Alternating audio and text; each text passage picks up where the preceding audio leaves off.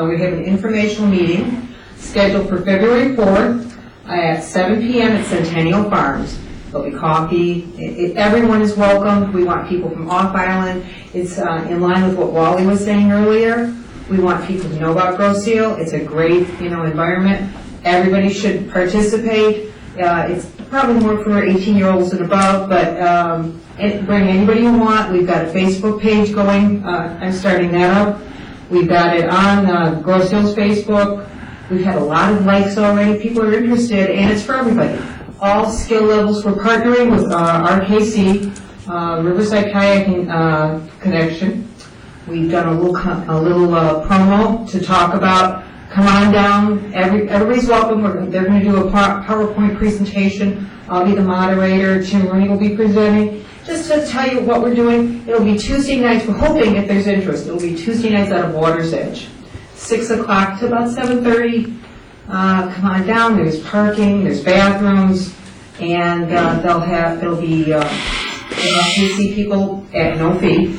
We'll take you out and paddle around the island. If you want a rental, they can arrange that, and that's their thing. But bring your kayak, bring your enthusiasm, and we're here for you. So I hope everyone comes down. Again, it's Monday, February 4th at 7 p.m. at Centennial Farms. We'll have coffee, maybe cookies, who knows, maybe even some chocolates.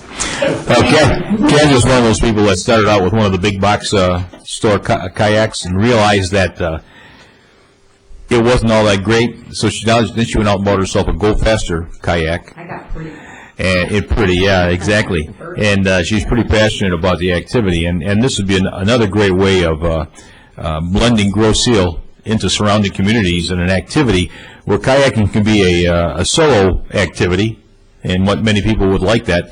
It's also a group activity, and it could draw a lot of people to the downriver area based on combining different communities and putting activities together to draw people in.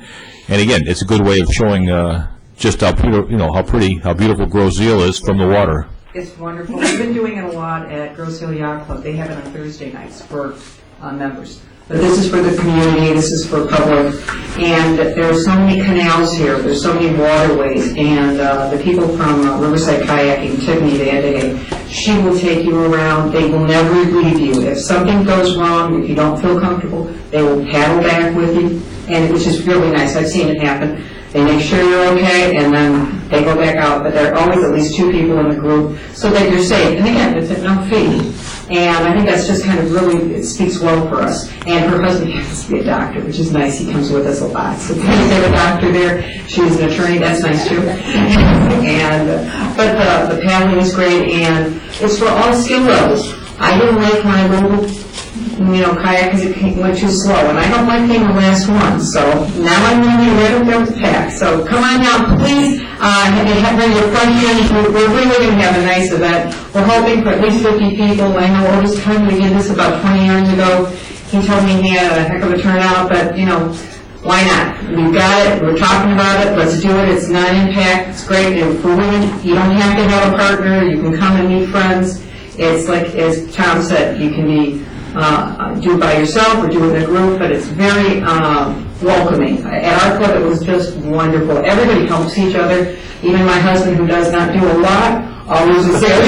He does not participate, but he would help pick up the kayaks. So everybody helps each other. It's really very communal. It's very nice. It's a nice group. And then, of course, if you want to have some, perhaps an adult beverage later or a sandwich, I think Sharky's would be happy to take care of you. So, if you have any questions, come on down. Thanks, Debbie. Hope to see you, Tom. You will, and thank you, Tim, as well. I'm done. Okay. Thank you, Mr. Walker. Thank you, Mr. Malvesto. Mr. Pozias. Well, with all of this activity of physical fitness and promoting active communities, I want to talk about a chili and brownie contest for a moment. We have to sustain ourselves. On the 26th, there is a Knights of Columbus chili and brownie contest that will be held over at the VFW Hall, and starts at 6 o'clock. This is the 8th one we've done. We've had 7 great successes. A lot of people go and have fun. They cook their own chili, they cook their own brownies. They bring there, and the audience does the judging.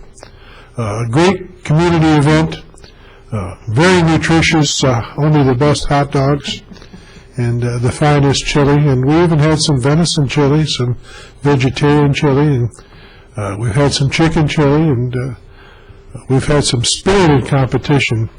I think last year we had 19 entrants for the chili. So come on down. It's a $10 bill that goes to charity, and we'd love to see you all there, getting physically fit with us. That's the end of my report. It's in the air camera. It's in the real zeal. I think Lena has come across with the air camera and done, again, a nice promotion job for us.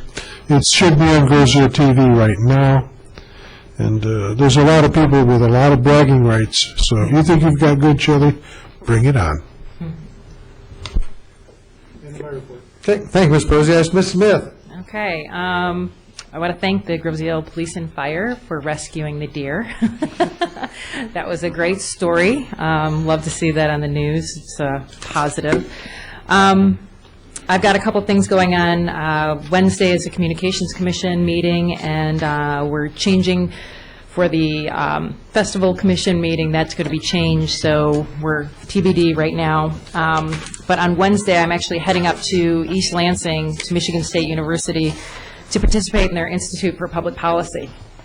So basically, this is like an annual forum series, and it's free, so if anybody wants to join me at the future sessions, basically it's a network of business leaders, policy advocates, and university faculty together to learn about policy-relevant research, exchange practical information, and cultivate possible solutions for new partnerships. So I'm kind of taking that on as some professional development.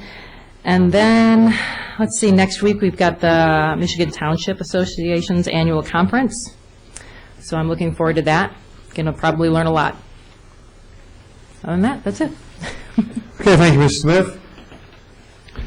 Moving on to the supervisor's report, with a full month going by since meetings, I've got just a bunch of material to cover. Some of the things I've been working on, I've attended a couple meetings with local communities concerning a grade separation. That would be a road and a rail line separation on Allen Road, the ones we've all grown old at, read books, done crossword puzzles, wondering if the train, when it would go forward, stop, back up, etc., when that was going to ever let us get home. There was an earmark. It's right now it's in County Commissioner Ray Basham's district. There's a $9 million earmark that they would like to use, augmented with some untold number of millions, 10 to 20 more, to get it done. Funding, of course, is a concern, and I'm just going to throw out, somewhere I'll try to get a feel of this community's pulse on, would you be willing to join a regional tax authority? It consists of 5 communities. We'd be one of the 5. I don't know how the cost would be apportioned. Again, this is all very preliminary, but they were looking at a possible regional taxing authority, much like a DDA or something along those lines. 5 communities, Woodhaven, Brownstown, Gibraltar, Grozeal, and Trenton would be involved in this, and it would be to relieve the congestion on Allen Road where you get stopped forever. Different communities obviously have different levels of concern with that. We have alternate ways, so I will certainly not raise my hand and say Grozeal is interested until I get a preponderance of evidence or support and a resolution from this board. So that's one of the things that's out there. Trenton has a little bit different ideas. CN Railroad has different ideas. It would be a 2-year project. Just have to look at it as life would be better when that's done, if it ever gets done. Additionally, from the city of Trenton, I still have no news to report on the McCough plant. No matter how much I threaten or beg Jim Wagner, he will not tell me who's bidding interesting in the property. They're still optimistic that there will be a very positive result going on in what has been a long process. And as soon as he tells me and tells me I can tell you, I will let you know what's happening. Commissions, committees, those of you out there, we need your vote to select your chairs so that they can all be reappointed at the township meeting. So at your next meetings, next opportunities, let's get the vote on your chairs and get those recorded votes to the clerk's office to be recorded and moved on to the annual meeting. Another communication item we're looking at, and this just came up again, as we're looking at additional ways to get information to you, the residents, and it came up again because I was reminded of it on the Nixle program. It's very similar to a Twitter. It's a one-way information, and it allows public safety or administrators to get messages out to the subscribers. It works very well in the city of Dearborn. I was reminded of it because a guy who works in Dearborn said, he gets notified when a road is closed, when there's going to be a funeral, something that's going to impact him getting to or from work, and we can do the same things here. I just think it'd be wonderful, someone coming back from across town, if we could notify them that the county bridge was closed for a couple hours, or there was a broken train across Allen Road. We could get that information to your smartphone, and you could make alternate plans according. I think it'd be a wonderful service to get out. Additionally, Amber Alerts, fires, power outages, just a great avenue of information. So Mr. Fournier had established that account a couple of years ago. We kind of let it go fallow, but we'll be working on that and get a good product. It will require you to sign up for it, but the big advantage, I think, first of all, it's instantaneous. It costs nothing, and hopefully we can get away from first call as much as possible. It's an option we still use. It's expensive. I think first call is expensive, and as more people move away from landline phones and are all solely relying on cell phones, preponderance now are smartphones, there's the capability to contact you with the information we think you need, or your public safety would need. So it's just a great opportunity, something we'll be working on in the foreseeable future. Speaking of which, 4th Street will be closed northbound in Riverview, and I've got a bunch of notices in the back. Try to get you updated on all of them. But yeah, the MDOT press release, and it's going to be January 7th. It'll be for this coming weekend, the 19th through the 22nd. Supposed to end by the Tuesday the 22nd. All northbound traffic, and it sounds like between King and Eureka will be closed. So plan accordingly. If you can find another way to go other than 4th Street, please take that into account. That's from MDOT. And there's a flyer on the little console there in the back of the room. Other odds and ends that Carol thought you might find interesting, some income tax changes. This is from the IRS. These are all in the back of the room if you want to pick one up on the way out. DCC's Energy Assistance Program, 2013 Energy Assistance Program. There is a proof of household income. The thresholds are on the back. I'm tired of reading threshold numbers. So if you think you qualify, pick up one of these. If you don't have one, we'll try to get one on the website, or you can pick one up at the township offices, at the administration desk. And Grosse Ile Township offices will be closed on Monday, January 21st, 2013, in honor of the Martin Luther King Jr. Day holiday. Of course, reopening again Tuesday morning at 8 o'clock. That's it for the immediate events. We'll be meeting again in 2 weeks. I have no further. That concludes my supervisor's report. So we will move on to Township Manager's report. Mr. William. With your permission, I'll skip that report and go right to the discussion item. I cover everything for you? The township currently has on our records the Boca Property Maintenance Code. We need to do some housekeeping. Boca joined the ICC, which is the International Code.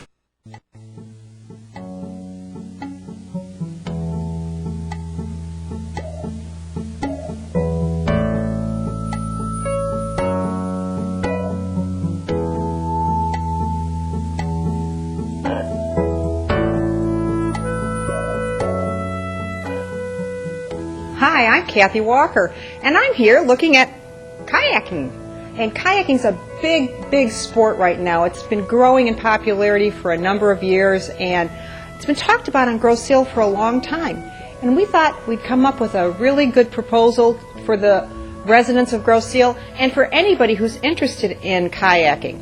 We're having an informational meeting on February 4th at 7 p.m. at Centennial Farms. Centennial Farms is located on Grosse Ile, south of Bellevue and on 3rd. Just drive on in and there's plenty of parking, and it's 7 p.m.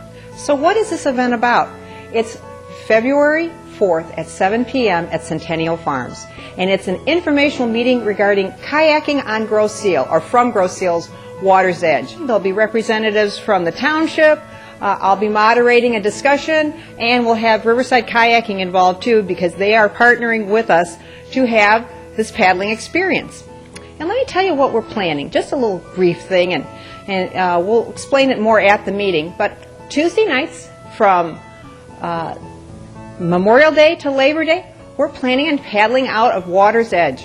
Water's Edge is a beautiful location on Grosse Ile, and they have all the facilities needed to have a successful paddle. There's plenty of free parking, there's bathrooms, which are always important, a restaurant, and plenty of waterfront that we can launch our kayaks from. And it's going to be a wonderful experience for young and old, male, female, whoever you want to come. Come alone, come with your friends, bring your husband, bring your girlfriend, whatever. It's something for everyone to enjoy. So whether you have a kayak or not, come on down to our informational meeting and we'll explain to you what our proposal is, and we want everyone to attend. Off island, on island, young, old, we want you there. I'd like to invite and introduce you to Tiffany Vandehay of Riverside Kayaking, who is partnering with the Grosse Ile Recreational Department, and she will give you all the information you need to have a successful paddle on Grosse Ile.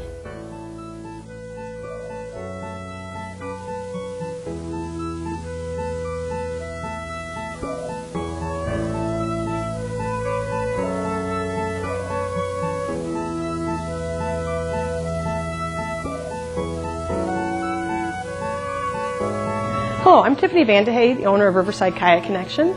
We're going to be talking today about the program we're going to be running on Grosse Ile on Tuesday evenings. We'll be paddling this summer, starting from Memorial Day, after Memorial Day through Labor Day. We're going to be providing rentals for these paddles. It will be a group paddle for all skill levels, so anyone who has their own kayak or if you do need a rental, we can provide that for you. The boats that we'll have are very user-friendly. It's great for anybody who's never been in a boat before. We also provide the life jacket and the paddle, as well as a guide who can take you on the river, show you how to get in the boat, really brief introduction on how to paddle. So it can be from anybody from a beginner to an advanced paddler. We have a lot of paddlers who come out every week to different events, and they like to just get on the water, the camaraderie of a group, and paddling from Grosse Ile is going to be amazing. We're going to be on the lower portion of the Detroit River Heritage Water Trail, great place to paddle. You can do Thoroughfare Canal, the other canals on the south end of Grosse Ile. We can paddle over to Gibraltar, Humbug Marsh. There's just an unlimited amount of paddling in that area. And there's so much wildlife you can see, and it's going to be spectacular. So we hope to see everybody on Tuesdays this summer, and we look forward to it. And once again, if you need a rental boat, we can help you out with that and help you get fitted for the correct kayak for you. Thank you. And I look forward to seeing everybody on Monday, February 4th at 7 p.m. at Centennial Farms. If you have an interest at all in kayaking, come on down. We want to see you and we want to hear your input and see what you think of the idea. We hope that this is something that will appeal to everyone on the island and everyone off the island.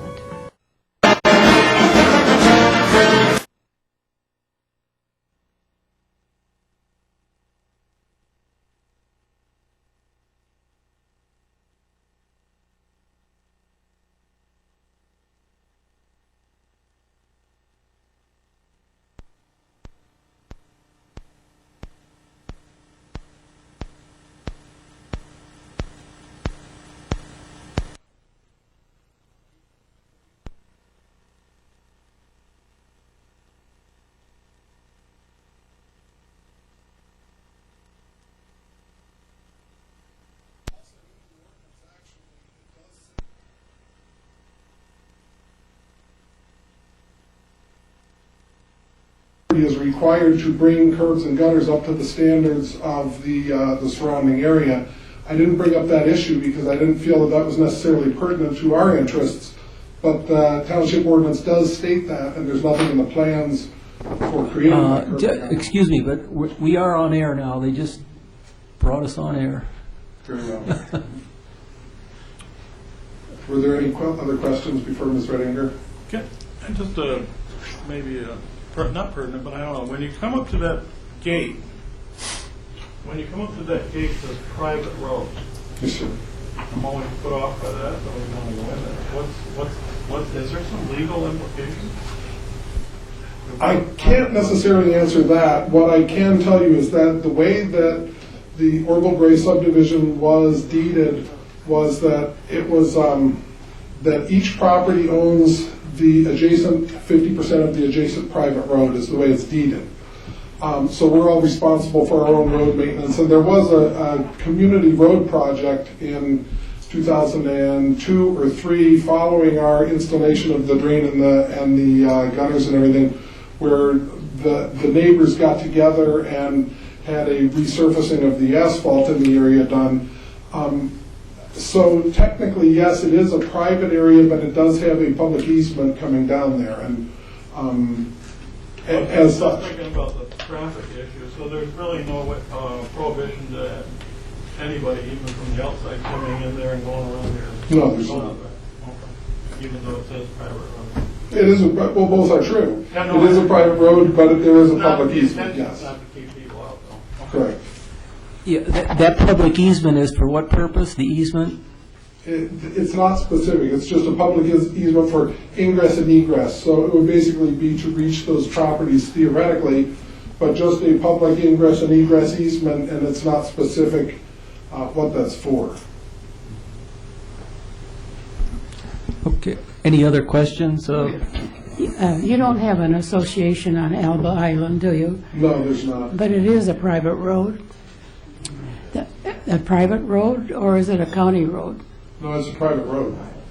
But it's also, it's not a county-maintained road, however, the county still has jurisdiction. Yeah, right. But also in zoning ordinance and in the county's road ordinances, if you do an improvement on a road other than general maintenance, if you widen the road or you commit to any improvement such as that, then the whole road has to come into compliance with the county's road zoning. So the existing road that, as we see it today, was that approved by the county? In 1951 or whenever they made the subdivision, apparently, yes. It is a platted subdivision, and so to that extent, that had to be approved by the county to plat that subdivision, yes. But at the time, the zoning ordinances, road ordinances probably didn't exist such as they do today. It's a 50-foot right-of-way. The road itself is a 50-foot right-of-way. When you get down to the cul-de-sac, it's an 80-foot right-of-way. Okay, when you say 80-foot right-of-way, that includes the center vegetation area? Yes. So it's 80 foot including that? Correct. So what you did with it is you made a circle and then put the... No, the circle was there since 1980. The township got together with the property owners in 1980 when they installed the sewer system. They put a lift station there in the middle. Prior to that, the road widened out there, but wasn't a cul-de-sac. And the owners before us were the Alexanders. The Alexanders would park on their side of the road. The Francos, who lived where the Schneiders live, would go through, and the Palmers, and then the Gerbacks, well, I think it was just the Palmers, parked in the... If you look at 28383 Elba, if you look at the historic pictures that we gave you, that house was designed with a semicircle driveway.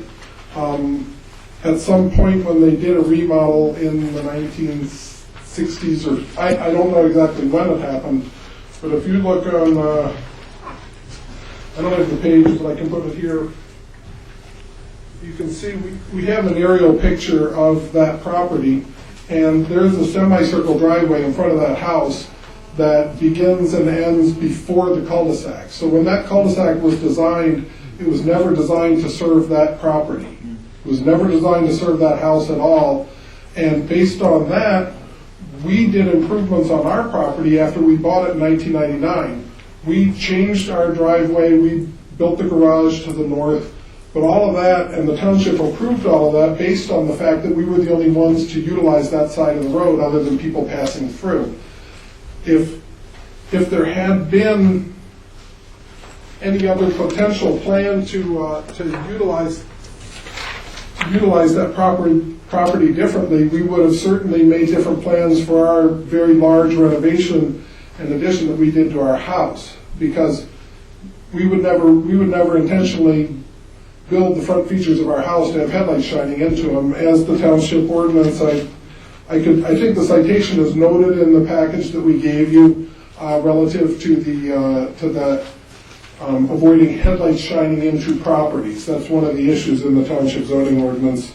And if it's important for me to get you the section, it is in our package that we submitted. Is this your map? That's on page 2. You're on page 2, where that's the section 238-7. Thank you very much. You're happy. Do you have this picture with you? I don't have it with me now. That was done by Mr. Pouliot, who suffered a little impeachment in the letter responding to his letter. However, Mr. Pouliot, who does accident investigations for the township and for the township police department, is very qualified, and his opinion was that there are safety issues with this. I think Chief Porcerelli could agree that Mr. Pouliot does have qualification. Does have qualification to judge. Can you put that on the? Sure. Yeah, I think it gives it a clear picture of what's going on. Sure. Thank you for asking. Oh, let's see. In this picture, this is the black and white picture. It doesn't show the addresses, but yes, it shows the original semicircle driveway. Could you turn that around so that, All the way around? go back? Okay, this. Well, let's see.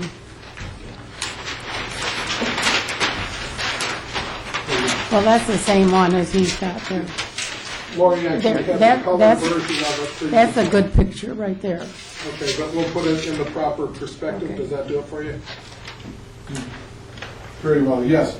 So you can see that the Mazzola's original driveway, the semicircle driveway. Move it just a little bit there. Sure. Just, This way?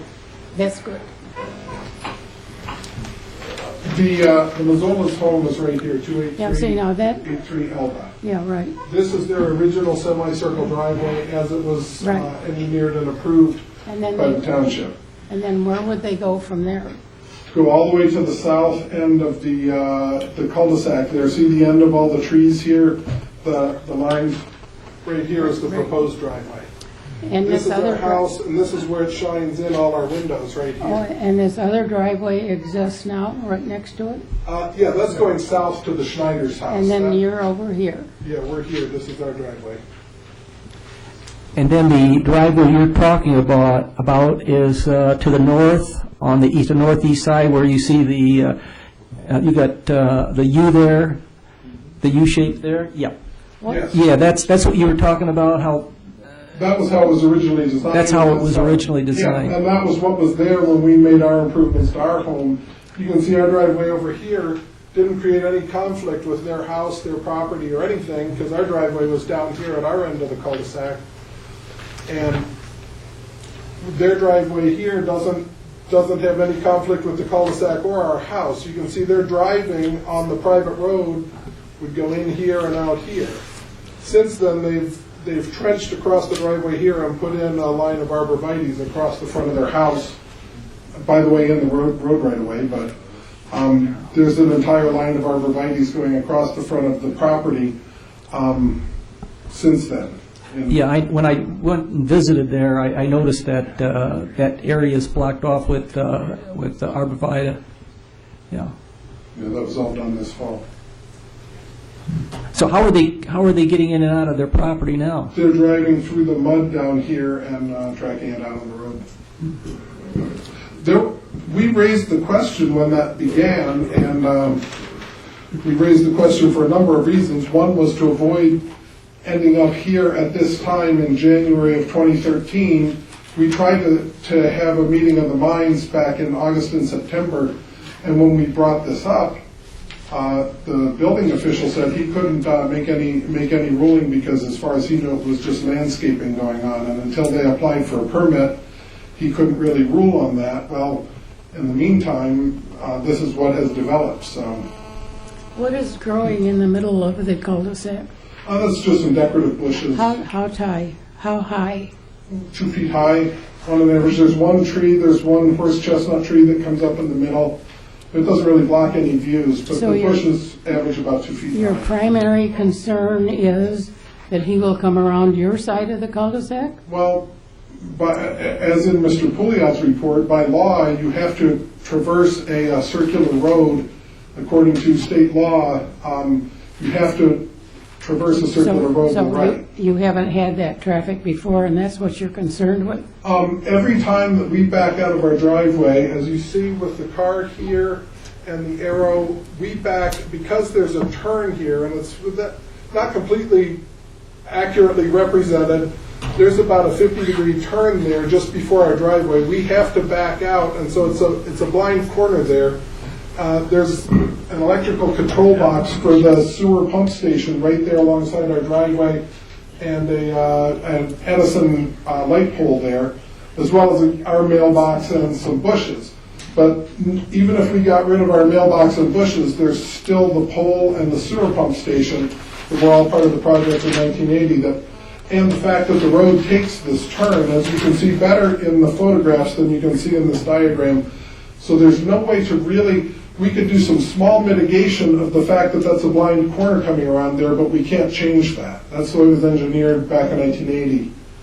And so there is a multiplied possibility that somebody could run into us as we back out of our driveway, or that we wouldn't run into them. We know to look for people, but they don't necessarily know to look for us, and increasing traffic on this road just increases that possibility, and that's been the finding of Mr. Pouliot and Ms. Redinger. That is the only way to mitigate that danger is to not have additional traffic put in there on purpose. So. Well, I have a similar situation in my particular area. It isn't a cul-de-sac, but it's a turning and having to look around trees and everything, and you just learn to be safe. But you can't control what the other car is going to do is the problem. Learn to be safe. Okay, do you have the other person that's going to make a presentation Yes. as part of your presentation? Yes. Okay. Go ahead.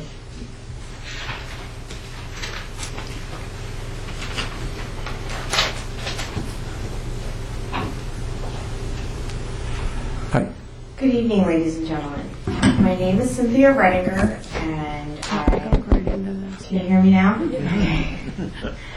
I am a traffic engineer licensed by the state of Michigan. I'm also a professional traffic operations engineer. My clients contracted with me last week to conduct a site evaluation of their driveway. And when I say site, I mean SIGHT, as in visibility lines. We were able to go out and conduct a site distance investigation yesterday on location, and we conducted this site review in accordance with the AASHTO guidelines for site distance requirements. And AASHTO is the American Association of State Highway and Transportation Officials. They produce the what's commonly known as the Green Book, which is a policy on geometric design of highways and streets. The 6th edition is what we use, which is the current edition. All of that is referenced in the letter that you have received a copy of. When we went out, we found that my client's driveway currently has limited sight distance, which means they do not have proper, clear vision down the street to be able to make a determination as to whether or not they can safely enter the roadway according to the statutory speed limit for this roadway. Also, at the same time, someone approaching their drive does not have adequate sight distance to stop, to make the decision to stop for someone who would be backing out of that location according to the AASHTO standards. We also took a moment to, well, a few moments, to check the proposed driveway, and we also found that that driveway does not have sight distance for the statutory speed limit at this location. Could you say that over again?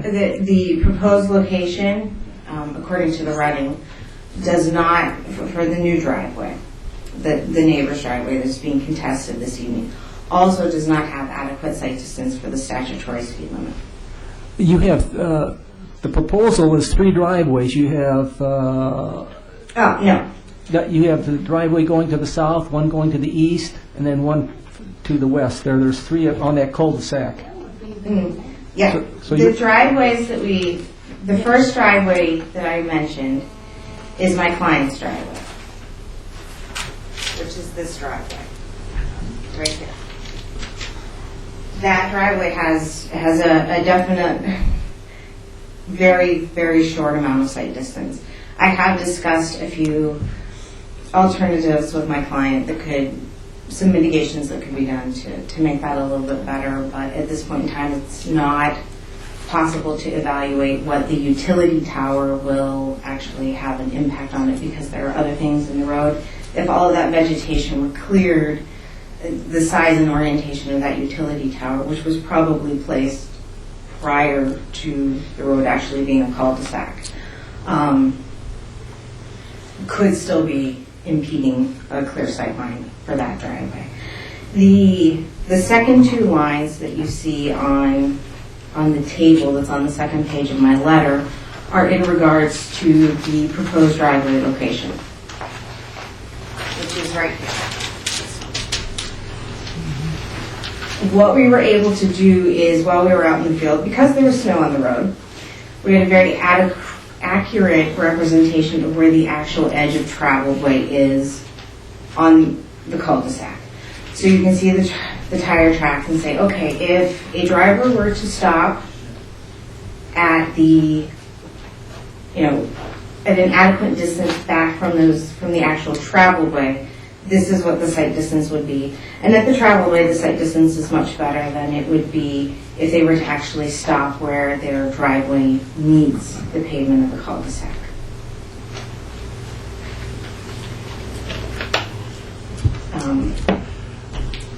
The situation being what it is, additional traffic would increase my client's risk exposure for a crash based on that severely limited sight distance.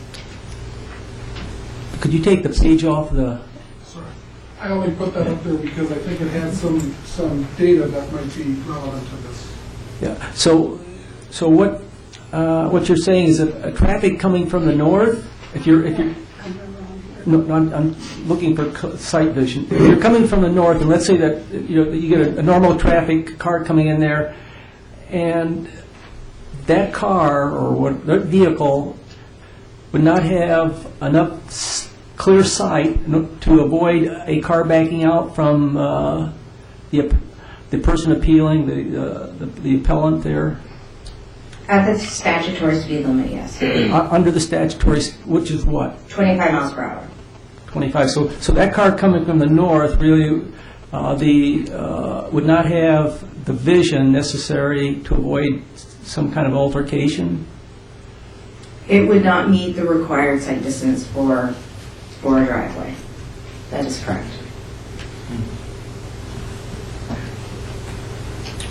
And then can you go on about the second driveway? You said it didn't meet the sight distance for the proposed driveway. That's correct. And part of an evaluation right here with it being a cul-de-sac, it's you're really looking at the nature of the situation. You're really looking at, will the motorist be able to make an informed decision about whether or not it is time to exit the driveway? And part of that decision process at this location is the fact that the roadway is very narrow. I was not able to get a really good accurate width on that roadway just because of the conditions yesterday.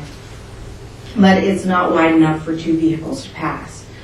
So if you're going to be exiting, if the property owner is going to be exiting the proposed driveway, then that motorist needs to be able to make an informed decision about whether or not it's safe for them to proceed. And right now, it doesn't, that driveway would not meet the required sight distance for the statutory speed limit. I'm trying to wrap my arms around what that actually means. Does it mean that if that requirement is not met, that then what happens? What's the bottom line then if that you don't meet that requirement? The potential is there for a crash. Because sight distance takes into account vehicle operation and driver perception reaction time. And these standards have been developed based on a median car and a median driver and what is a good factor of safety, reasonable for design. See, now you're not going to be able to answer this, but when we build the roadway, do we, and I haven't looked into the regulations for, that we have, that Grosse Ile has for constructing the roadways or Clear Sight. I don't know what it is. Well, we're going to have to get into that to find out if there was something in the regulation that said, yeah, you have to have that Clear Sight.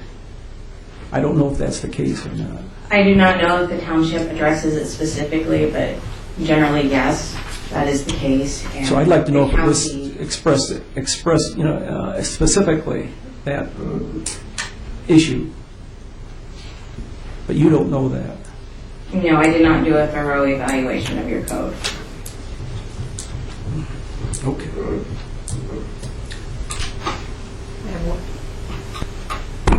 I have one question. Which of these driveways are you telling us has the worst line of sight problem?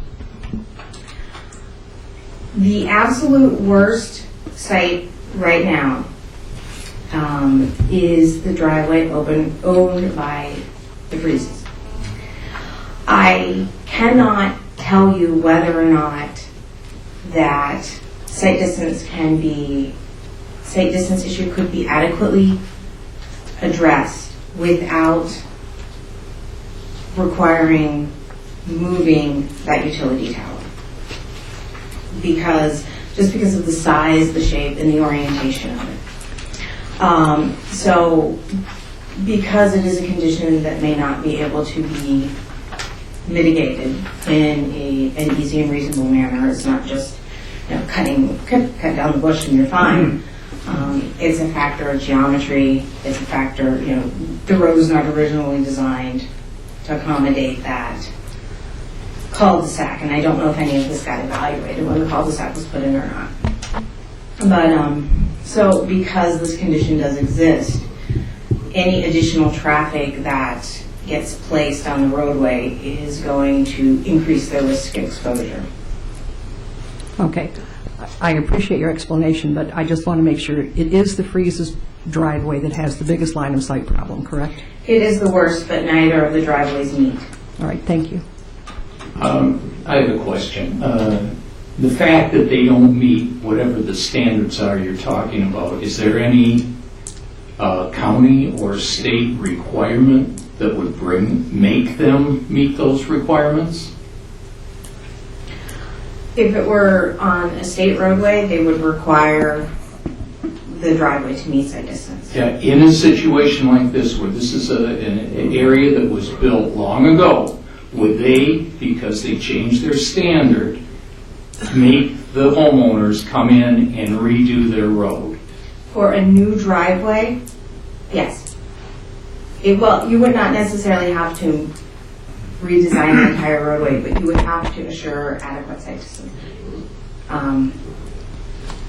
So yes, that is the typical requirement. And sometimes that can be achieved very easily, and sometimes it means that the driveway has to be moved.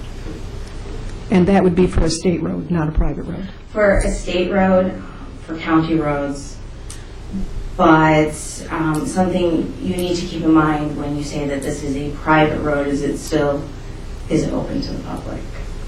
Right, but it is owned by the homeowners. It is owned by the homeowners, Right. but it is still open to the public.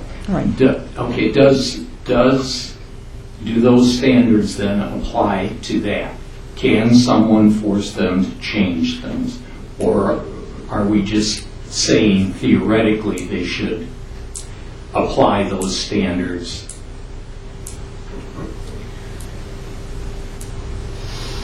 It is best practice to apply the standards. I cannot comment on the state of case law in regards to this matter. Thank you. Cynthia? In the case of a cul-de-sac that has 3 driveways on there, is there any prohibition of the appellant here to back up to the south instead of backing up to the north and leaving his property? It's addressed in Mr. Pouliot's report, because state law requires that you enter a cul-de-sac to the right. Actually, he would be backing to the north. Specifically addressed in his report. And doesn't that make the most sense, that he would go to the right so he could go into his driveway straight rather than going to the left and making a turn into it? He was asking about Coming out. he could come out of our driveway. Yeah. Coming out of his driveway. Oh, He can back out to the south. yeah. Can you go Yeah, back to the that- south and that, and yeah. go north? I was just going to ask you, in relationship to the proposed driveway, what is your assumption of the traffic flow there in and out of that driveway? I have made no assumptions on the traffic flow. My analysis is the site distance. That is what we were contracted to go out and It doesn't evaluate. make any difference which way the cars go into or out of that driveway. The site distance, still the same problem. Right. However, it is my understanding that my clients are currently following state law regarding how you drive on a cul-de-sac, and that you have to stay to the right and have a counterclockwise rotation. So if they stayed to the right, they'd go in forward and not shine the lights into us. No, I'm sorry, I'm completely... They'd still have to come up there. That's what I think. We'll Well, get into the that. driveway that is near, or the new one is, extension is proposed, has not only got a 6-foot property line setback, but it also has a clear view from the driveway that's close to him. If you're looking You're referring at, to yes, this driveway? that has a clear view of him coming around. Yes, that driveway has clear sight distance. Yeah, right. This And- driveway is Right. significantly blocked by... Yeah, well, his driveway would be right back of his trees, but he's still, when he comes out, is in clear view of You that mean other right here? driveway. Yeah, right. It doesn't have a Yeah, 6-foot that one- setback at all. It doesn't have a 1-foot Well, setback. and so this, then your applicant, or your client, is over here backing out. You would think that there would be no... May I draw on this? Yeah.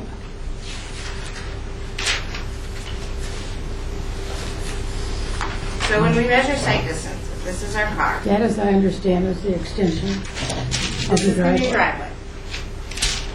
Sight distance is measured along center line to this direction. So So typically, he's coming around in normal fashion, but your client is not looking at that driveway. my client's concern is that this distance, And why isn't he backing out to the bottom of the, yeah, why isn't he backing out that way? Because that's against state law. That puts him in right traffic. you have to back this way. You have to go this way Yeah, and then go this way. That's the way you have to drive around the cul-de-sac. So my client's concern is that well, due to the short distance here, additional traffic is going to increase his risk of exposure. Just as an aside, I checked this because it all looked really short out there. And the decision sight distance for this motorist going this way is short. It does not meet current requirements, and that's just something that they might want to consider. Could you, one thing that hasn't been stated here, and if you could just point on the picture so everybody understands, where is where the driveway is being built? Where's the garage? I believe it is here. So the circular drive does not give them entrance into the garage from the circular drive itself. They have to drive down correctly. Is that correct? Well, From the circular drive to get into the garage? this is outside of my analysis, but I do have an aerial. Well, that picture is inaccurate from the drawing that was submitted. The garage is at the end, as you said, but this present driveway comes right around. Take that picture off there for a minute. No, take your picture off for a minute. Could you move your Take picture the off? picture. The driveway, the cement is shown incorrectly on this. The cement comes right back up to the garage. Yeah. It comes right around. So the drawing, wherever we got this, is not accurate. It's just the access Yeah. of it. That's That's the There's original. additional pavement. That is not accurate. Yeah. Let me say something on 28383, excuse me, on 28383, I knew Gerbacks who lived there before that, and I remember the U-shaped drive, and then from the south entrance, they would go down to their garage from that south, so there was a roadway down to the garage, so that was, and if you wanted to stop at the front porch, you just went around the U there, you went around the U, so I know how that worked. That picture is inaccurate, that's on the screen. And if you look at where the driveway really is, or the cement is, that goes up to where the garages are, and then he would be able to come out to that proposed driveway from that point. Yeah, but I'm just saying what was, and what was the. So here's where it is. Yeah, no, I understand that, but I'm just saying what was. I'm going back to what was. Now they wanted to come all the way around the cul-de-sac. They want to drive all the way around the cul-de-sac up, then go through the driveway and all the way down to into their garage or around the front of the house. So they've got quite a bit more driveway to do the ingress and egress. That's what I see. That's pretty much what. That's a chance. That's the change. More driveway. You got a lot more driveway. Yeah. That's what we're, and then we're saying, well, okay, with all that driveway, what's going on? I mean, what's happening? And now we're getting into the safety issues of the new driveway being pushed where it is. That's what we're talking about. We're talking about headlights shining in the house. I mean, those are the things that we're talking about. I'm just talking about the site distance. Yeah, the safety issue, and I understand the safety issues. As you presented it, as you're coming from the north, there's no clear sight. There's a possibility of an altercation coming from the north, given that you don't have that clear sight. So that's what you're basically saying. That's correct. Okay. So, but that exists today, without that proposed driveway. Just the quantity of traffic would be different. Right.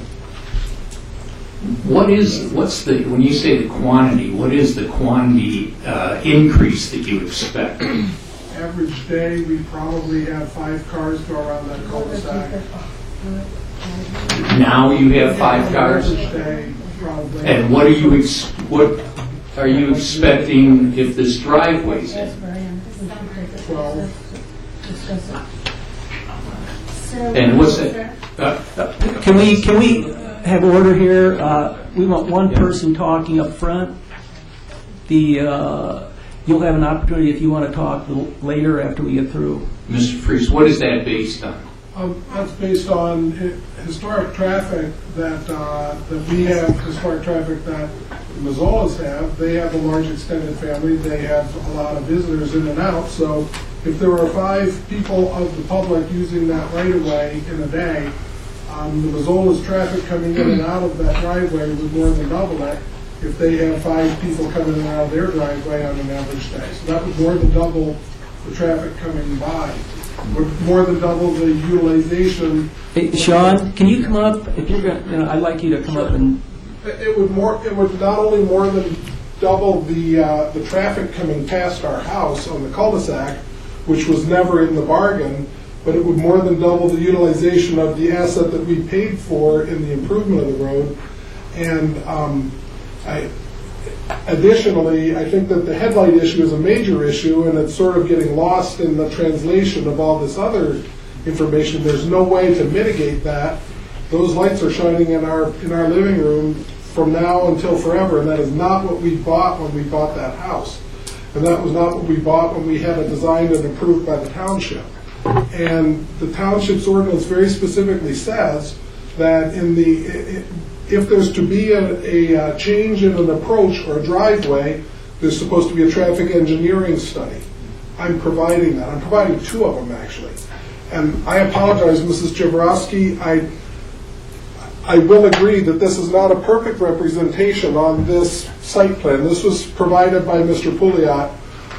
Mr. Pouliot did this with a state-of-the-art Leica system, so he plotted various points, but he didn't give a perfect representation of their driveway coming down into the area of their garage here. Right. Mr. Bintinger has firsthand knowledge of how that worked, and he even said, and I don't want to put words into his mouth, did that work for getting with those driveways to get them into their garage there when it was the Gerbach's house?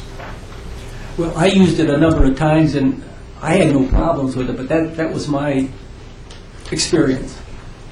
So I think that the issues that we've come to you with are headlights in the house, which can't be mitigated, increased traffic around the cul-de-sac. If you do look, and this is a fair representation of how the driveway is, other than it's been trenched out and had some trees put across there, but it's still very much intact.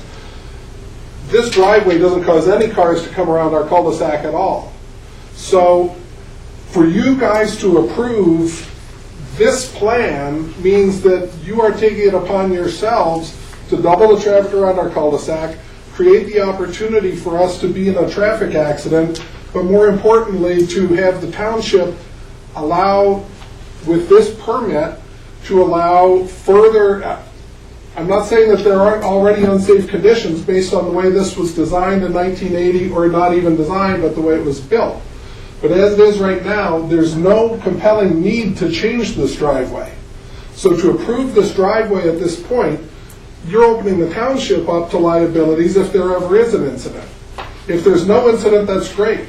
If you don't approve it, then you're not opening the township up to any liability for anything.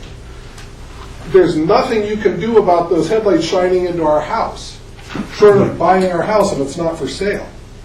We didn't sign up to have a house with headlights shining in it, and it very specifically says in the township ordinance that the township will avoid designing streets or driveways where headlights will shine into the house for obvious reasons. There are some houses that are built at the end of a street and headlights are going to shine in them, but when you buy it, you're buying a house that headlights shine into. At the end of Elba, there's a house, and I turn my lights down when I come up to it. It's sitting on East River, and your lights shine into it. There's nothing you can do. But when they bought it, that was the deal. When we bought our house, that wasn't the deal. There was no cars going to come across this cul-de-sac and shine lights in our house. I guess, Sean, that's what I want to see. I want to see in writing where what you say is in the regulation. Do somebody have that language? I provided that. I don't know if I have it right here. If you give me one. I have a question too.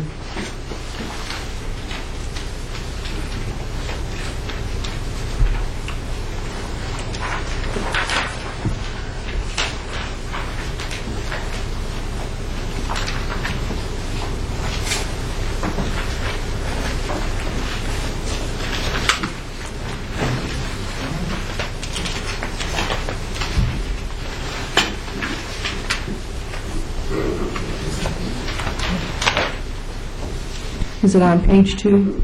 There's a, yeah, on page 2, The third the, paragraph from the bottom on page 2. but Mr. Freeze, are you saying that you believe the ordinance says that there will be no headlight glare coming into your house? Says the township will, I believe the word, I don't have it right in front of me, and I don't have that page right in front of me, but it says the township should not or will not approve a driveway or a street that will cause headlights to shine into a dwelling. Is that in the area that you're looking at right now, the reference? Well, that's 238-7. Who's got 238-7? Is this the, I'm sorry, I don't know if this is what you're looking for. I think I remember what you're looking for. Sorry, I don't have my glasses here. Give me a second. Yeah, It's 238-7. yes, there we go. That would be on page 2, paragraph beginning, in addition. The building zoning official. Thank you. It is the stated public policy of the township, the driveway should be designed in a manner to avoid headlight glare coming into the living area of residences, section 238.7. I don't have 238.7 right here in front of me, but that was in my package that we provided you a month ago, so if that was a salient issue that we brought up, and I apologize if I don't have I don't know if anybody here has the township zoning available to go over, but does Mr. Morton? Mr. Chair, quick clarification. Whatever 238-7 is, it's not in zoning. It's not a zoning issue. It is not. No, it's not a zoning. And I have to apologize for my ignorance. It's some section of the code, but it's not roads and driveways, and it's not zoning. I'm not certain what it is, to be honest with you, and I don't have a code book up here. Yeah, that's a code, that's an NCLF code. How about common courtesy, general? I mean, it also says that you should only approve a driveway in certain circumstances, an extra approach, in the case where it's either needed, if they can show real need, and if it doesn't impact traffic on any neighboring driveways or roads. How much more can I tell you about that part? So take the headlight issue, take the safety issue, take the you don't have to approve this issue. I'm not sure how deep my burden of proof goes, but I think those are the issues. Obviously, your purpose here as the Zoning Board of Appeals is to see whether this permit might have been issued without taking into account these issues. I have a question, which is off the topic, but you said that you thought that traffic would increase from 5 to 12 vehicles a day. Yes. All right. How many vehicles does your family own? Yeah, you were looking, We own what they call them ordinance. Wait a minute, they call it No, I'm curious. How many We're vehicles? talking about passenger vehicles that we keep in our house. I'm talking about vehicles that you drive. 16. I own 16 vehicles. They don't all stay at my house, and I don't drive them every day by any means. But I generally leave once in the morning, come home once at night, and go to the store or to my Rotary meeting. I don't do a lot of driving in and out, no. Okay. How many vehicles get driven from your house on a regular basis? Usually 2 to 4 a day. 2 to 4 a day. So of the 5 to 12, you are 4. No, I was not counting our traffic. No, I was counting the traffic that we might encounter back down. But still, of any increase in traffic, you guys already have 3 to 4 on the road. Correct. Thank you. Sure. By the way, Ms. Jembrowski had mentioned something about a 6-foot offset of this driveway, and although it isn't really very well represented there either, there's no 6-foot offset whatsoever. There's not even a 1-foot offset. They're putting this driveway right up to our property line.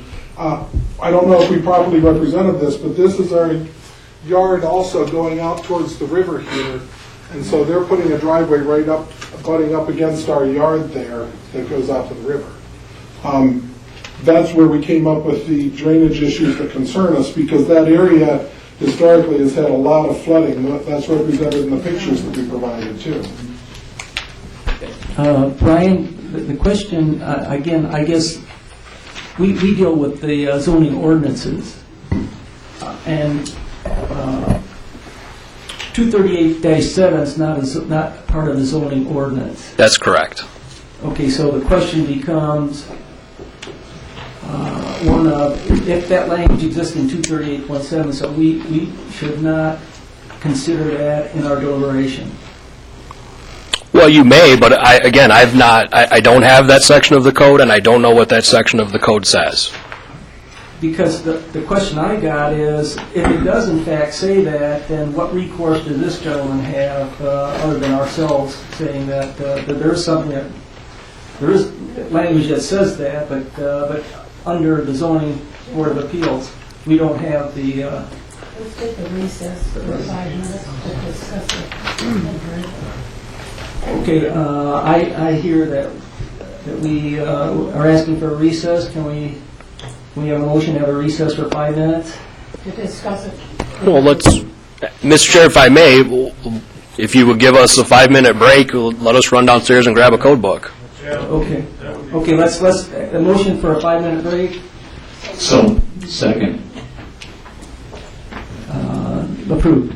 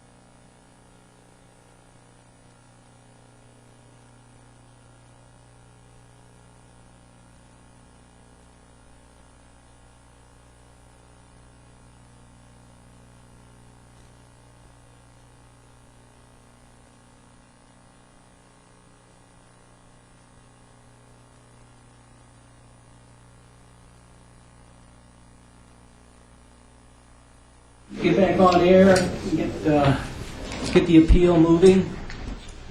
I'm going to hear from the other guy. We're on. We're on. We've got all the, now what I want to do is I want to move on and go to the people in the room to see if anyone wants to come up and speak on behalf of themselves regarding the issue at hand.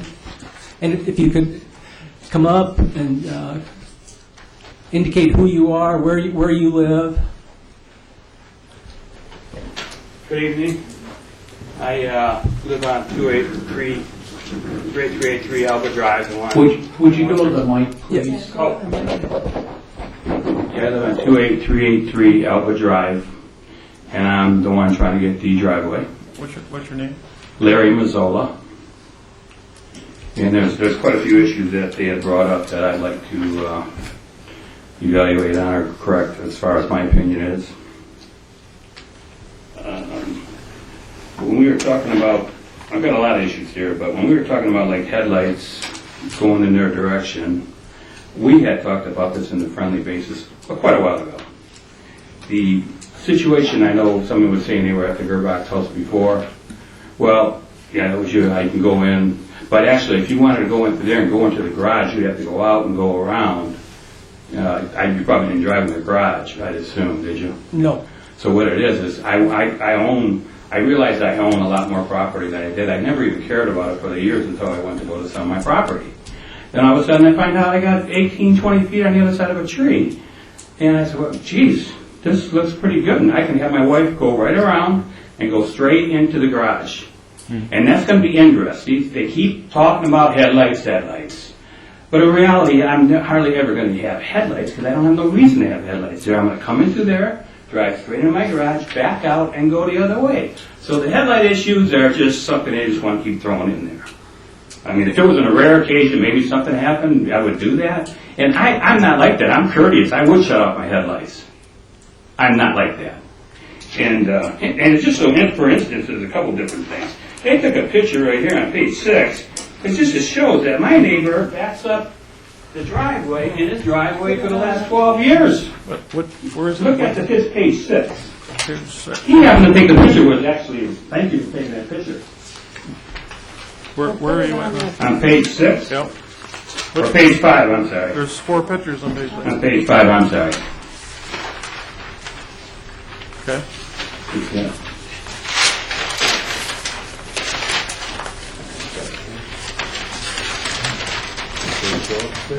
That's not what he's talking about. What? Okay.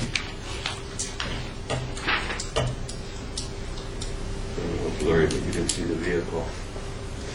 See, just for instance about headlights, here's what's just how people deal with on a daily basis. I'm right across the street from there. My neighbors, right across from us, they would back their truck in every single night. He'd work late hours, 12, 1 o'clock in the morning. I see his headlights come in. Of course, it's a little upsetting. But everybody's got to put up with different things from neighbors. Unless you want to go live out in the sticks and don't want to deal with other things with people, maybe that's what you ought to do. But I never mentioned this thing about the headlights with them. They want to mention up with that. Now, that's one issue about the headlights. Now, another thing about that drain basin that they spent their $14,000 on, we were all friendly at the beginning because they would assume that half of that island was theirs and half of that island was ours. So it's like we own this island, which I never believed in the first place because I think everybody on a private road has a right to go around there. They're trying to say that they got a right to close that road off if they want to and not even have a court. I don't know about that. I'm not no attorney by no means. But that drain basin that they put in, I offered to pay for it. I offered to put money in on that drain basin. Oh, no, you don't need to do that. We'll take care of that. Right? Okay. I figure they're going to be friendly, neighborly. Watch out for that kind of thing because when they put that drain basin in there, I just happened to do an elevation, and they've got a nice drain, curves all around the grass. Water never goes on their grass because they have nice big curves. And then they put the drain basin, well, I happened to take my laser beam the other day. They got 5 inches of drainage coming right down my side of the road. What do I have? Half inch. The water they're talking about, half-inch, because it goes on part of their property, which is right along ours and mine. So we got a little water issue. Well, what does that sound like? Maybe we had a problem with the drain basin that they originally want to pay for, all being so friendly as a neighbor. And let me see here. The other issue here about talking about when you go around circles on the court. Now, if they're saying you got to go around the court on the proper direction. So if I'm pulling out or backing up, it's not the sight of view this way because cars aren't going the wrong way. So I'm going to be able to see the whole court as they back out. I see the whole thing much better than theirs. And then the other issue about who has more blockage. They have a much more serious situation. They even admitted, right? More serious situation for an accident. What they're just talking about, though, the things that are there, the pole, it's actually just a pole. They also have a big brick mailbox with about 3 foot, I don't know what it is, leaning over, well, that's another issue. And they have these big trees. You can see them on their own pictures. And it's their property. Clean it up. Clean it up. They might be saving an accident for somebody. Not just me. We're talking about me. Everybody, lots of people drive around, and that accident is a possible accident waiting to happen. Nothing to do with me. And now they're going to bring this up about we're going to create another possible accident? What about, we're only worried about one accident, not just me. You could have one accident from anybody driving down there, right? One accident has nothing to do with me. I think the biggest concern is they need to clean up their area so it's safe for everybody. And those are my big issues. I think if I drain basin, the drain, they back up. That piece, they back up. Well, the boulders are another issue, which is dangerous. I had to take them off on my side, but. Okay, Mr. Mazzola, have you made your presentation? I mean, are you through? Yeah, I think I could have said more, but. Okay. I think it'll. Okay, thank you. Chairman, Larry, just to reiterate again, how are you going to get into and out of your property with this new driveway? Okay, with the new driveway, I don't have a picture here, but my main issue, which I have come across with the freezes, so I have the friendly bases a long way. That's okay, just show us how you're going to go in and out. Here's where we're going. Like you said, the concrete's not all proper. Yeah, this is, can we show that better on where they can see it? Yeah, that's good. Okay, so that's somewhat what we have now, or what we're proposing. You see the dotted lines there? Now, here's all I wanted to do is, like my wife can come around here, we can go in a proper direction, whatever they say they want to do, we don't care. Well, I'm asking you, how would you get into and out of your driveway? That's what I'm about to say, but I want to be more clear on it. So we're going to go around the circle in front of the freezers like they say for us to do, and we're going to drive straight in around the trees, and all my driving go straight in my garage, which I think is the best design So you wouldn't in the first place.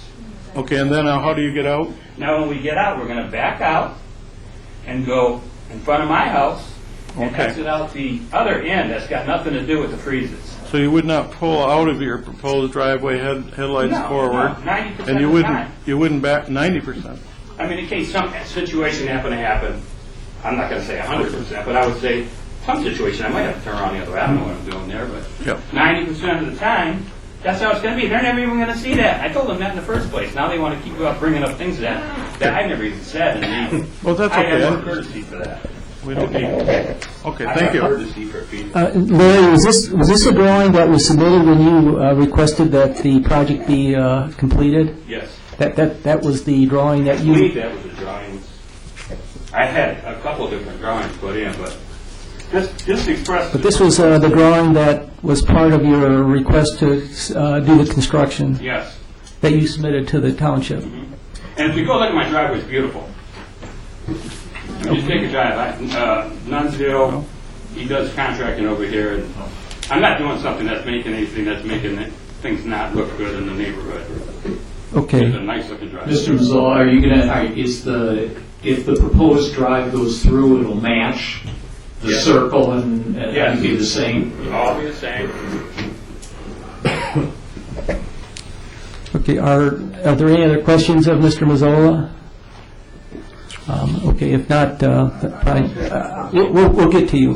I do have one question. Okay, Bob? Should you have company, would you suggest they go to the back, or would they come in the front? Now, if I have company, and that's part of the reason why I made my driveway the way it is, and we do have family. We all get along. We, when they do come in the summertime, I have a pool, and the reason why I did the longer driveway is because I made it 16-foot wide going all the way down. So I can fit 6 cars in my own driveway where the street goes, and they don't even have to see it. Right. It's all in my own driveway. I'm not bothering anybody. So like they're saying that, the only thing they're going to see is maybe the taillights when they go into my my area at the other end that they see. That's pretty much how it's going to be. So I don't understand what this is all about. Safety issues are all there. Are there any other questions of Mr. Mazzola?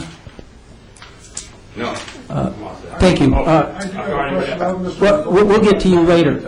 I want to go and get. I'd like to say how many times you might have shined lights in our house in the last. You want to come up, Sean? You want to come up here? Oh, he can't talk to Larry. Okay, I would like to tell you. You can't. Yeah, we got. You have to talk to. You have to talk to the board. Well, Mr. Mazzola made a contention that he would not come out the driveway shining lights towards our house. And in the 3 months that he's been in this project, when he's been utilizing the mud tracks where he proposes to have the driveway without the approval, he's shined his lights in our house every night with high beams on, without high beams on. And time out.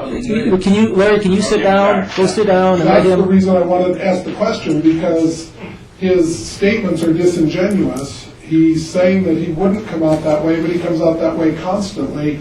There are mud tracks in the road that we very easily could have complained about because that's a violation of city and state ordinance, but we haven't made that complaint. We just want this to go away. There are so many things that you can't control or predict. I can predict them, I can't control them. But I'll tell you what, I do have surveillance cameras that would show how many times Mr. Mazzola has shined his lights in our house during the night, and it's repeatedly on a daily basis. So what he has to say and what I have to ask are, if you'd like to adjourn this meeting and have just some evidence of whether my concerns are rational and valid or not, I'll be happy to provide you surveillance footage with time and date stamps of how many times his bright lights have been in my house. And you can't stop his bright lights from being in my house in the future. And as you can see by the way Mr. Mazzola feels about us, there's nothing I can do about it either. Okay, we've heard you down. Are you through? Okay, thank you.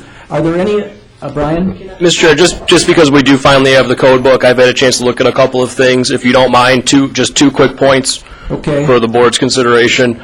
First and foremost, 2 of the sections cited by the petitioner, the first being 205-11, which is from your roads and driveways ordinance, the claim being regarding interfering with operations at other driveways. That section of the ordinance applies to commercial driveways, not residential. Therefore, has nothing to do with the request that's before you. The second point being the 238-7, which comes from your subdivision regulations. And this section, forgive me if I've missed it, it's 10 pages long. The only section I can see that mentions anything about headlight glare has to do with lot layout in a subdivision plat. And it specifically references lots facing a 3-way intersection should be aligned to prevent oncoming headlight glare into the potential building envelope. Neither of those sections has anything to do with the residential driveway that's been proposed and approved by the township. Any questions of Brian for the board? Okay, thanks, Brian. Do we have any other comments from the audience? Could you come up and state your name and your address? Good evening. I'm Barry Gillen. I live at 28277 Elba Drive. And it seems like we've always had problems on Elba over certain issues with our road being a private drive. And we own part of the road. And I could sit here and complain all I want about all the traffic that goes in front of my house, because it's constant, and I have no control about what cars and people go through the property as a road, private or public. And it seems to be there's this ongoing debate about this circle down at the end of the road, because I started the road being repaired back when I had an event at my house and managed to get the road being repaired and got ours added to it through the inner part of the gates, which I had to back out of because I had this huge problem with Mr. Freeze and his wife. And they seem to always have a problem with someone or another. And I backed out of the project because it got so intense and constant and just intense. But our road, we have a nice place down there, and it's a beautiful place. And I would love to say, I don't want any cars going in front of my house. That's my road. You can't come through and tell people that at all. We have mail people, we have delivery people, we have landscape people, we have tons of people using our road. You can't control what's going in and out of a successful area. Everybody has different issues and constant move. They have 4 cars. I have 2 cars. Somebody has 10 cars, whatever. Cars are going to go around there. I have events and people want to go walking around and they love our area and they go seeing what we have to offer and seeing what we provide. And they go down to the cul-de-sac and they get thrown out and attacked and aggressively attacked about not being able to use that road. People are going to use the circle. Police need to use it. Everybody comes down and uses it. It doesn't, nobody owns it to the degree that they can have such control on anybody's property. And you all have to admit that just isn't right for success. So they live at the end of the road. There is a cul-de-sac. That cul-de-sac has been there ever since I've owned my house for over 30 years. So how and what everyone wants to make of it, and yes, there was a little bump in it, and they took on some to fix the circle, and bravo, we all paid, we all have a nice road, but now there's boulders blocking the way, there's plants coming up, and their vision is blocked immensely by exactly the issues that were stated, a mailbox, a bush and shrubs and boulders.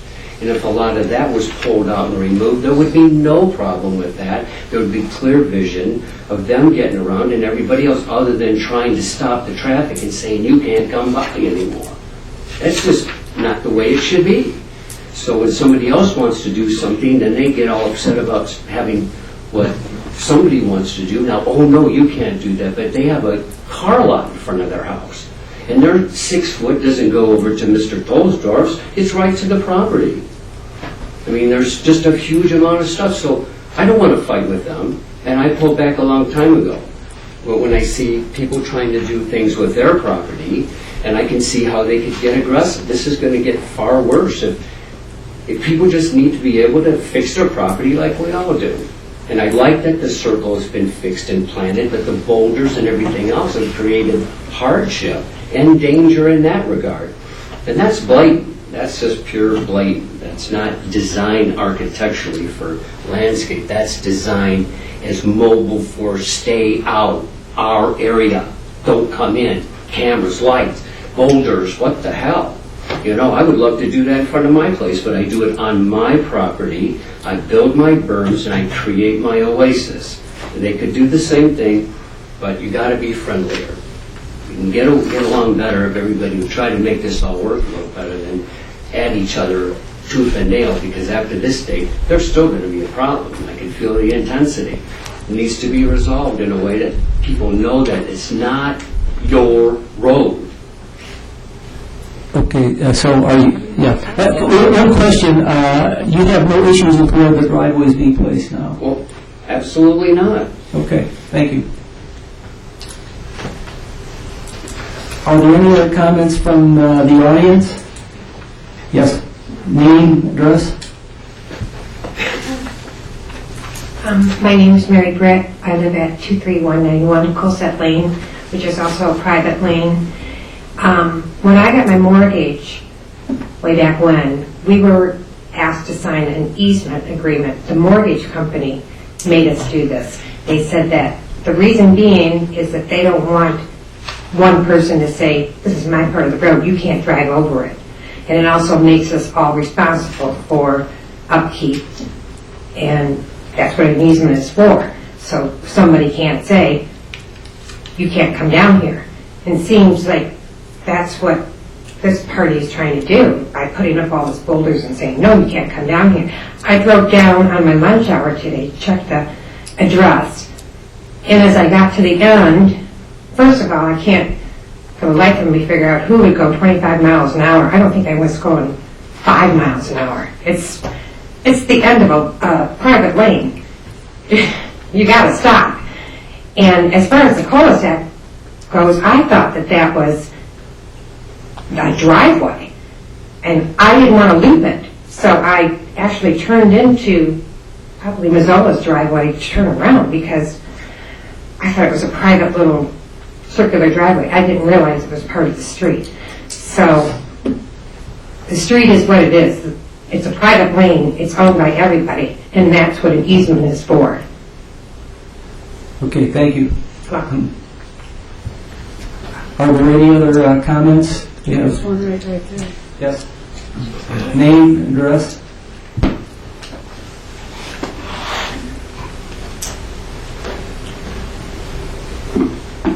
Jamie Freeze, 28402 Elba. And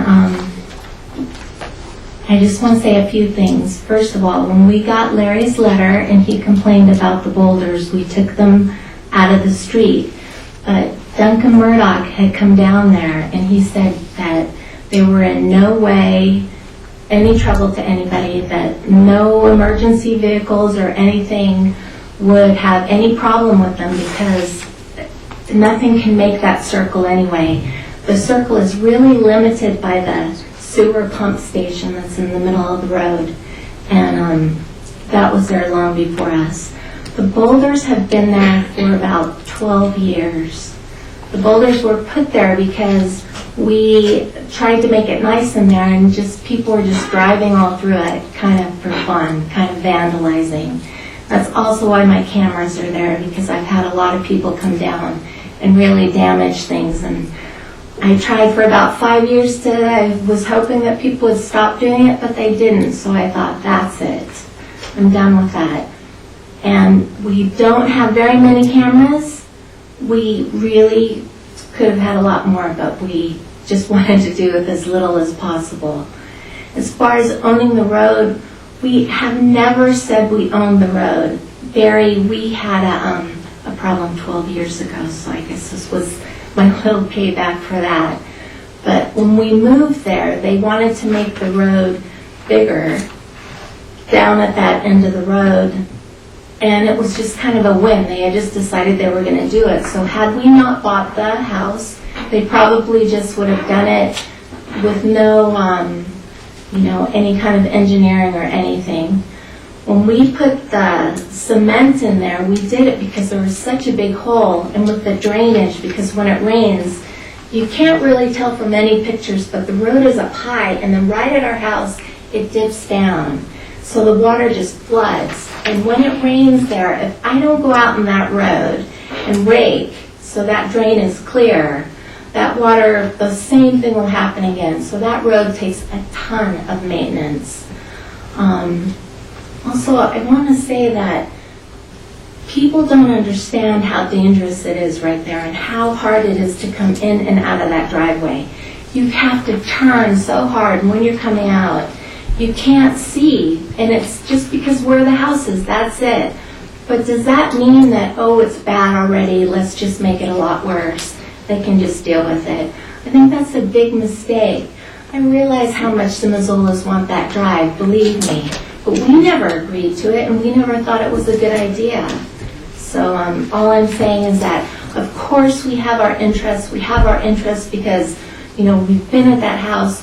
When we bought that house, we didn't try and make everybody else deal with things they didn't want to deal with. We just wanted to take our property, make it nicer. It's so much nicer now. If you look at the old pictures, it's like we put a lot of work into that. And that's just not for us to enjoy. That's for everybody to enjoy. And as far as their drive, they think it's a wonderful idea because it does kind of give them a big kind of opulent drive to their house. But look where their house is. Their house is up the street. Their house is not on the cul-de-sac. We are there. We're stuck there. I mean, we are the only house right there, and we have to get in and out of our driveway. That's the purpose. The purpose isn't like, to make some opulent statement for a house. So it's not that we don't want them there. We really have serious concerns about that. So that's it. Thank you. Thank you. Are there any other comments from the audience? Do we have any? Okay, given that, do we have any? Now, I'd like to just make a couple of comments. And Brian gave us a direction here at the beginning. Basically, and what we're ruling on is the zoning board of appeals. We are the zoning board of appeals. We're ruling on the zoning ordinances. That's what we do. And in this case, we are told that we have to look at this appeal and was the township arbitrary or capricious? Failed to ensure consistency with ordinance standards? Made an error such as relying on false or inaccurate information? Constituted an abuse of discretion, or was based upon erroneous interpretation of zoning ordinance or zoning law? That's what we look at when we make this decision. So that's what we're going to do here.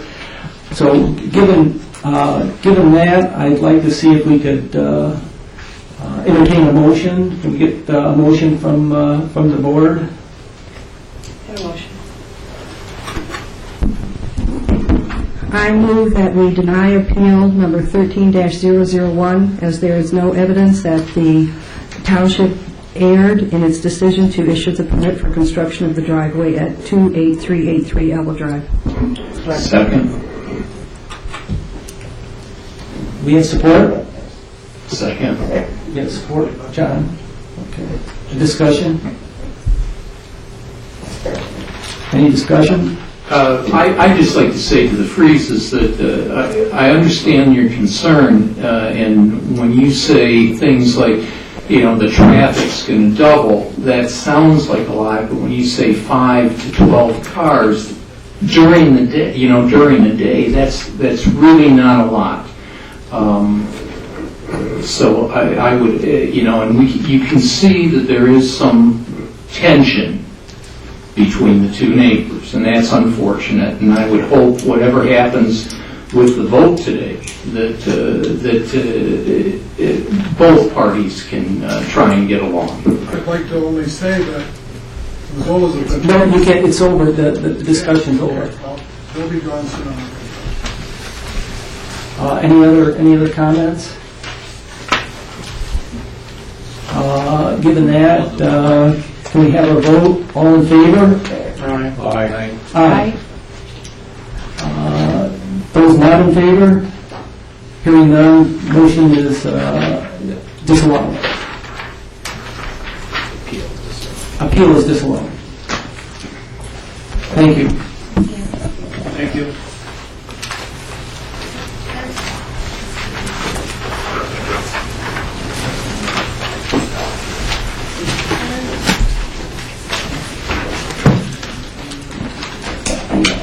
I would like to thank Officer Porcelli for coming.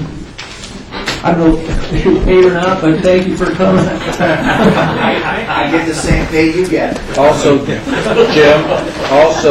Tim Thompson's our building inspector, and Tim was here also. Okay, thank you, too, for coming. No problem. With that, do we have a motion to adjourn? Mr. Chairman, before we have the motion to adjourn, I do have a comment to make.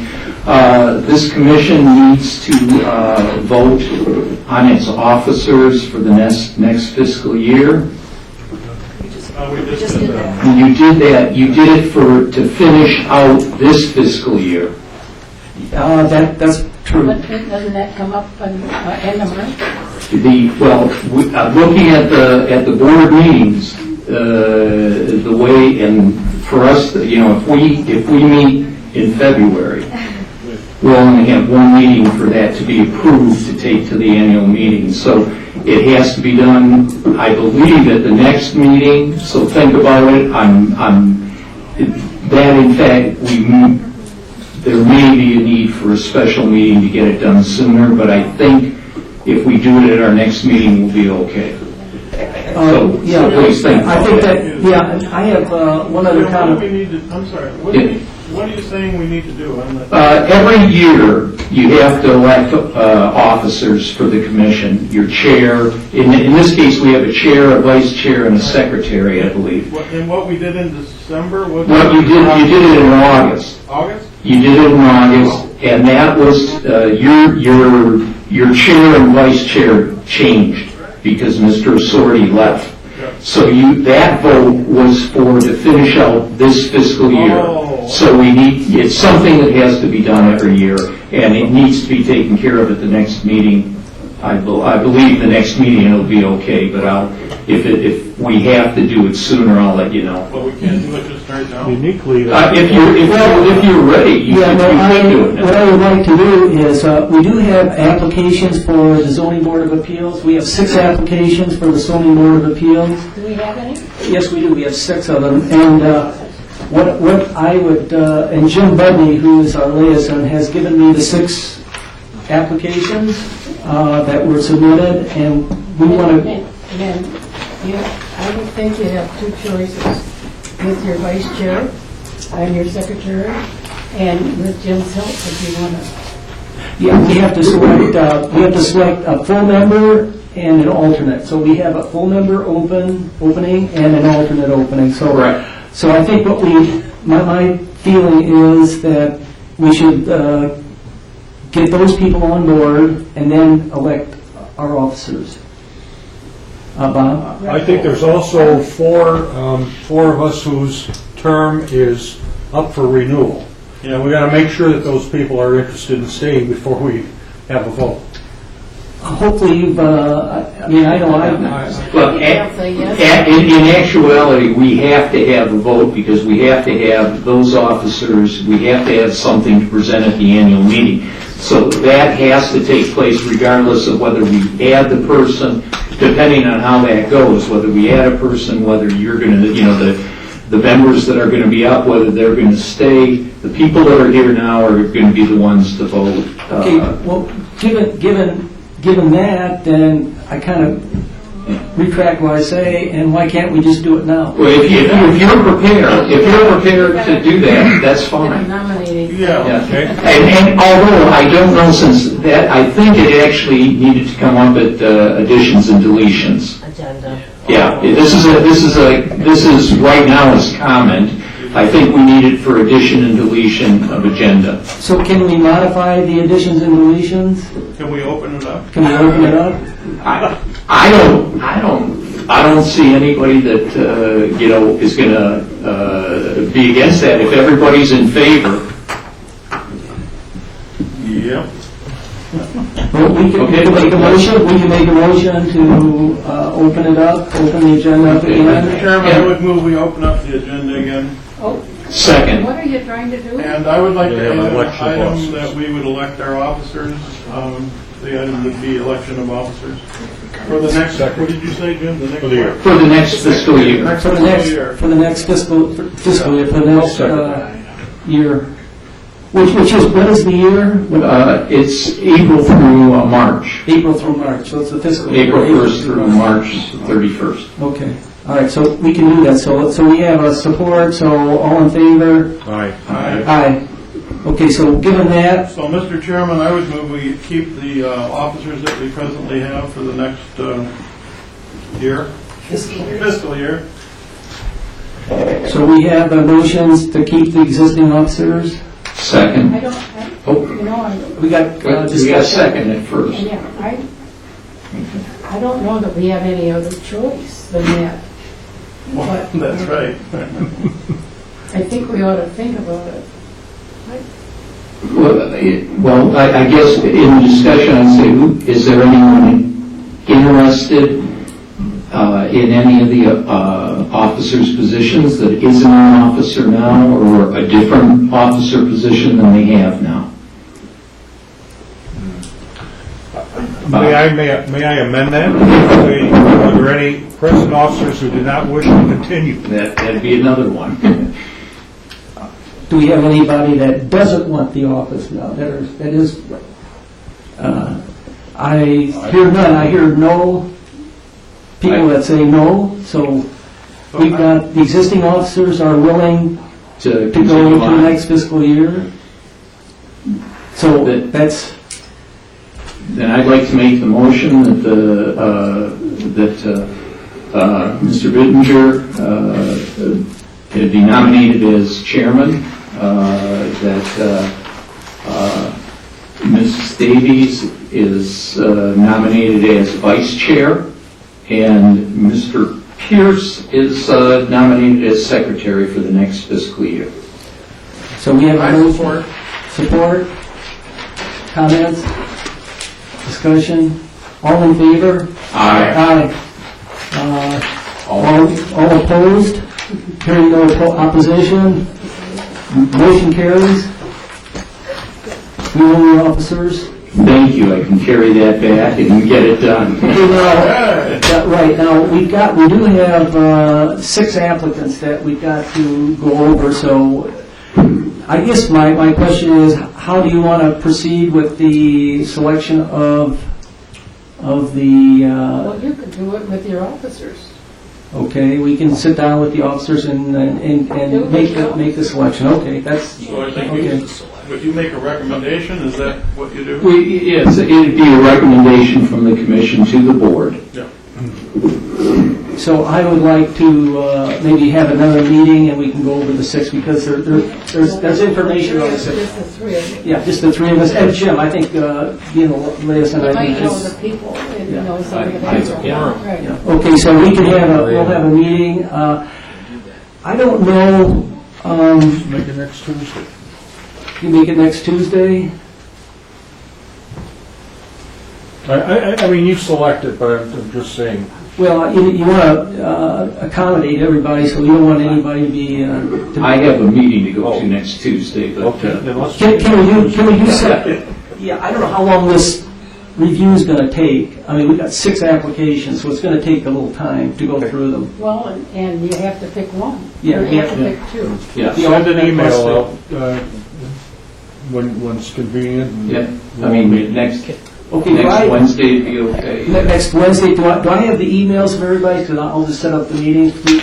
They're on the list. I'll set the meeting up. We got a list. Yeah, I'll set the meeting up and I'll email you with the date. Good. Okay. Mr. Chair, Brian has some information. Just a reminder, if the officers plus the board liaison want to meet, you have a quorum of the ZBA, that has to be posted as a public meeting if you're going to do that. So, just a reminder. How much notice do we need? I'd be subject to Opens Meetings Act. I believe it just has to be posted on the building 24 hours in advance, something to that effect. Okay, the other option is to stay here tonight and go through them and make the selection tonight. Well, can I also remind you that this board does not have any power to appoint anybody to the ZBA. We're just saying selecting. We're just saying it's a recommendation. That's fair. Select the recommendation. Just want to make sure we're clear, that's all. Make a copy of all your applications, give each one, and let them pick out who they think is a good idea, and then you get together and you can decide. Just make a copy of the applications, give each one of them one. Okay, what I will do, what I'll do is, we'll get the applications to the, I've got the application, Jim's got a copy of the application, so Jackie does it, and Bob does it, so we'll get them to her. And make selections, and then you can talk about them. Yeah, we could actually do that by email too, we could, Yeah, you don't need meetings. you don't have to meet, we can do an email, once you review, then we'll give you, then you can email your recommendations to me and to Jim, so we can cover it that way. Just see who best qualifies. But actually, I think, Jim, certainly giving everybody the applications, letting them look it over, but we need to sit down and discuss it. But you need to see them in advance. Oh, absolutely. Yeah, absolutely. So, yeah. Otherwise, you can't read them all. Right. Okay. Yeah, so we'll get, Lori, can you copy those for us? Yeah, okay. I'll show the 6 right applicants that I have that he's talking about. Okay, well, I'll give you my packet. Okay. I have them with me, and you can just run them off, and I'll get it tomorrow. The other question I have is, there's a couple of the applicants, they're not timely. They're expired, their application's expired. That is correct. Two of the six. The applications are not timely, and that's something we need to talk about. Yeah. Okay, we can talk about that as, because you want to be consistent in how you apply. That is correct. The recommendation, because the board's going to ask you, were you consistent, and we want to be consistent. Yes, we do, and yes. Okay.